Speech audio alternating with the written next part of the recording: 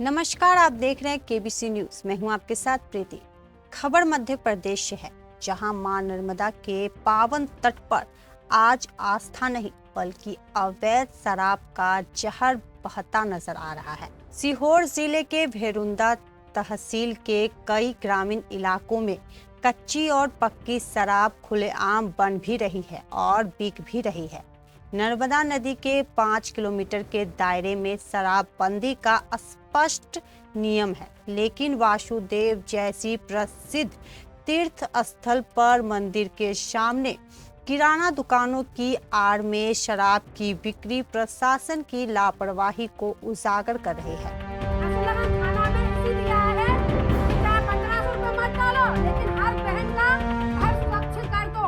इस अवैध कारोबार का सबसे बड़ा खामियाजा गांव की महिलाएं और बच्चे भुगत रहे हैं। घर घर में झगड़े बढ़ रहे हैं, बच्चों की पढ़ाई चौपट हो रही है और परिवारों की आर्थिक हालात लगातार बिगड़ती जा रही है। धार्मिक माहौल पर भी इसका गहरा असर पड़ रहा है।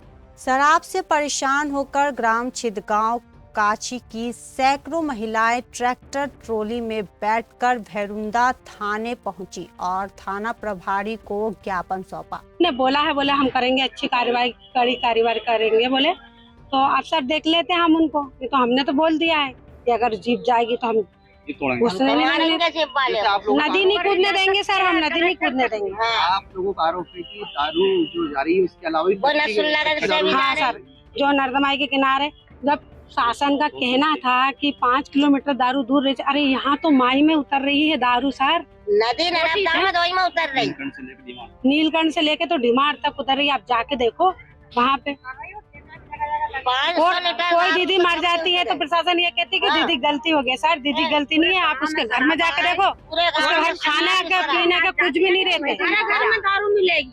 महिलाओं ने दो टूक कहा, हमें योजनाओं के पैसे नहीं चाहिए, बस हमारे गांव को शराब मुक्त कर दीजिए। नेता मंचों से शराबबंदी की बातें जरूर करते हैं, वीडियो भी सामने आते हैं, लेकिन नर्मदा तट पर अवैध शराब का कारोबार आज भी जारी है। 1 अप्रैल से शराब की दुकानों में जितने अहाते थे, दारू के सारे अहाते बंद कर दिए जाएंगे।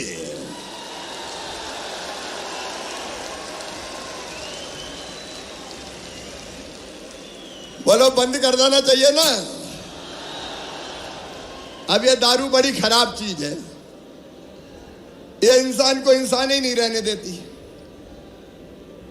अहाते में पी और हिलते डुलते गिरते पड़ते सड़क पे निकल के आए, कभी गिर गए और कई वैसे ही गाड़ी चलाने लगते हैं। तो गाड़ी चलाने लगते नशे में तो खुद ही यमदूत बन जाते हैं। कई बार खुद भी चले जाते हैं, दूसरे को भी ले जाते हैं और कई बार गड़बड़ भी करते हैं, छेड़ा छाड़ी, बहन बेटियों को परेशान करना। और इसलिए कोई भी दारू की दुकान हो, दारू का वो तो आते बंद ही हो जाएंगे, सड़क हो, कहीं बैठ के दारू नहीं पी पाएगा। पीना है तो बोतल लेके घर जाओ। अब घर जाएंगे तो बेटा भी है बेटी भी है, अरे कुछ तो शर्म लगेगी कि नहीं लगेगी। अब बहनों से कह दूंगा जरा एक डंडा तैयार रखना। देखो ये नैतिक प्रतिबंध है, नैतिक प्रतिबंध, ताकि हम इस बुराई से भी बच सकें। और इसलिए हमको लाडली बहना जैसी योजना और बहनों के सम्मान के काम सारे करते रहना है मेरी बहनों।